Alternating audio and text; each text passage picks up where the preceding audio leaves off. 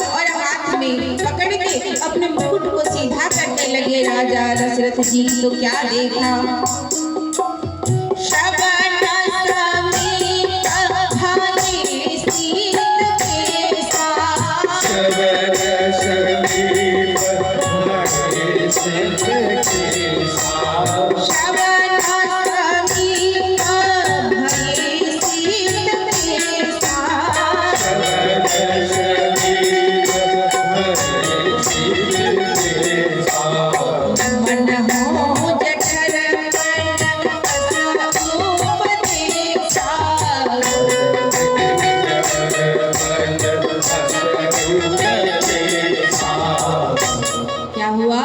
एक दिन राजा दशरथ जी राजसभा में बैठे थे, सभी सभासद बैठे थे। अचानक से उन्हें लगा जो श्री का मुकुट है वो थोड़ी टेढ़ी है। एक दर्पण लिया और देखा, सीधा किया। जैसे ही सीधा किया तो देखा, श्रवण समीप भये सित केसा, मनहु जठर पनस उपदेशा। क्या उपदेश कर रहा है? राजा दशरथ को लगा मैं अब बूढ़ा हो चुका हूँ, अब लगता है किसी और को ये राज दे देना चाहिए और मुझे वन में चला जाना चाहिए, भजन कीर्तन करने चाहिए।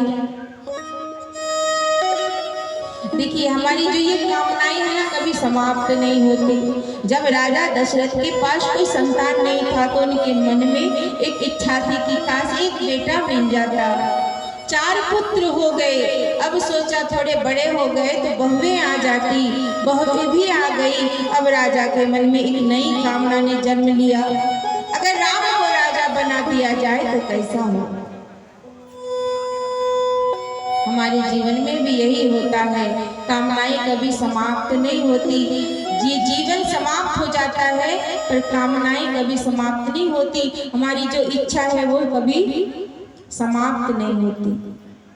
जब छोटे होते हैं बच्चे तो सोचते हैं बच्चा बड़ा हो जाए तब राम राम जपेंगे।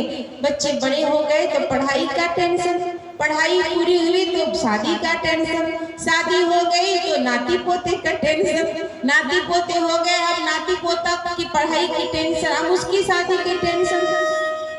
आंखें काम नहीं करती है, चश्मा लगा लगा के देखेंगे पोता मेरा कहाँ है, नाती मेरा कहाँ है। कान से सुनाई नहीं देता, मशीन लगा लेंगे, फिर भी चुगली सुनेंगे दूसरे की, बहू मेरी चुगली तो नहीं कर रही। लोग कहते हैं भजन बुढ़ापे का विषय है। काम कभी समाप्त नहीं होगा जीवन से, कभी नहीं होगा, जीवन समाप्त हो जाएगा। लेकिन यहाँ राजा दशरथ जी कहते हैं कि जब बच्चे बड़े हो जाए तब जिम्मेदारियां उसके ऊपर लाद दो और तो जो थोड़ा सा समय बचा है राम राम जपो। अच्छे पिता कौन है जो अपने जीवित रहते अपने बच्चों में बंटवारा कर दे। धृतराष्ट्र जी ने बंटवारा नहीं किया, क्या हुआ? महाभारत का युद्ध हो गया। राजा दशरथ ने सोचा अच्छे माता पिता वही हैं जो अपने जीते जी 2 बच्चे हैं तो दोनों में बंटवारा कर दो। ये तेरा जमीन है, ये तेरा जमीन है, नहीं तो पिताजी तो चले जाएंगे दुनिया से, 2 बेटे बाद में लड़ मरेंगे, ये मेरा है। समझदार माता पिता वो हैं जो अपने बच्चों को सब कुछ बांट दे मरने से पहले। राजा दशरथ की एक नई कामनाओं ने जन्म लिया। हमारे जीवन में भी कामनाएं कभी समाप्त नहीं होती है, इसलिए लोग कहते हैं भजन बुढ़ापे का विषय है। पर एक बात मेरी मान लो, मान मेरा कहना